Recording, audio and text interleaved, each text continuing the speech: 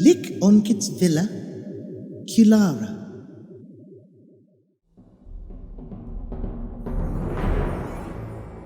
Droids didn't drink or chase women, and they had no interest in making money on the side.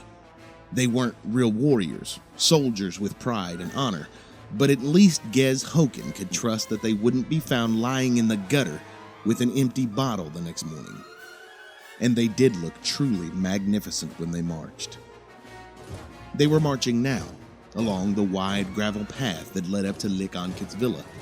Hoken walked beside them, then behind them, moving position because he was so fascinated by the absolute precision of their steps and the complete unvarying conformity of their height and profile.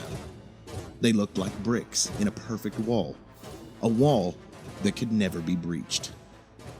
Machines could be made to be identical, and that was good, but it was anathema to do that to men, especially Mandalorian men.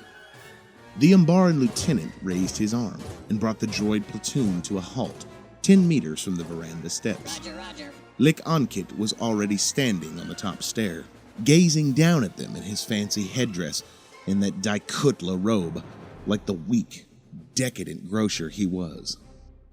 Hoken walked forward, helmet under his arm, and nodded politely. Good morning, Hoken. I see you've finally met some friends. I'd like to introduce you to them, Hoken said, because you're going to see a great deal of each other. He turned to the lieutenant. Proceed, Kuven. The Umbaran saluted.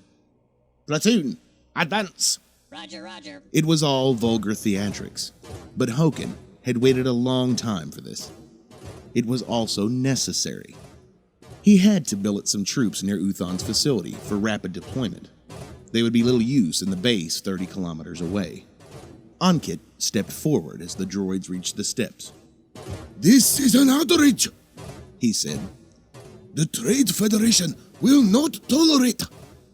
The Neimoidian stood aside just as the first rank of paired droids reached the intricately inlaid Kuvara door, with its marquetry image of entwined vines. Hoken wasn't expecting a display of heroics, and he didn't get one. It's very good of you to allow me to billet my troops here, he said. A noble use of all that wasted space.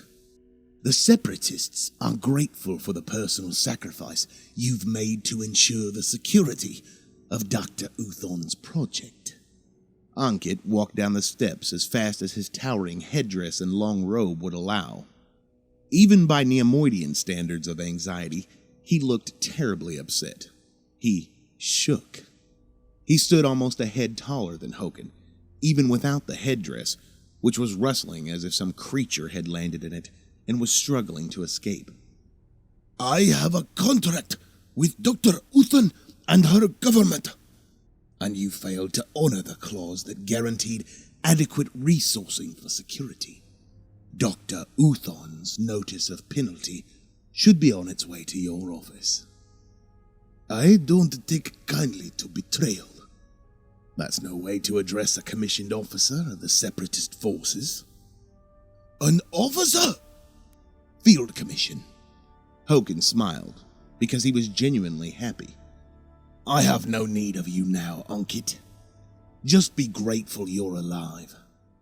By the way, Dr. Uthon's government has paid a bonus directly to the Trade Federation to ensure I'm allowed to work unhindered. Enemy troops have landed, and this region is now under martial law. Onkit's slit of a mouth was clamped tight in anger. At least he wasn't pleading for his life. Hoken would have had to kill him if he had begged. He couldn't bear whining. And I suppose that means you, Hoken, Onkit said. Major Hoken, if you please. If you see any of my former employees wandering around, don't shelter them, will you? Some of them have failed to show up to collect their severance payments. I'd like to handle their outplacement package personally. You're the paradigm of efficient management for us all, Onkit said. Hoken enjoyed the moment of revenge, then put it aside as the distracting bauble that it was. Ankit was no threat now. You couldn't bribe droids. The Umbaran and Aqualish officers now knew what happened to negligent soldiers because they'd carried out his execution orders. Hokin was careful to ensure that everyone was clear on what happened if they left his employment under a cloud. And where do I live? Ankit asked. Oh, plenty of room here, Hokin replied. There was a loud crash, followed by the tinkle of fragile glass hitting a hard floor. Uh-oh. Droids could be so careless. I'm sure you won't get in their way. He touched his fingers to his helmet and strode off. There were still a few of his former troops missing. One was his Weequay Lieutenant Goutenay. He wanted to locate him very badly, as he needed to demonstrate to the new officers that he would happily do his own disciplinary work. It was an image he wanted planted in their heads should Ankit ever attempt to bribe them. He walked down the path to the waiting speeder bike. A farmer had found scraps of circuitry on his land and wanted to know if it was worth a bottle of Ercol to reveal its location. Hokin set off to visit him personally, to show that the information was worth more than that. It was worth a farmer's life.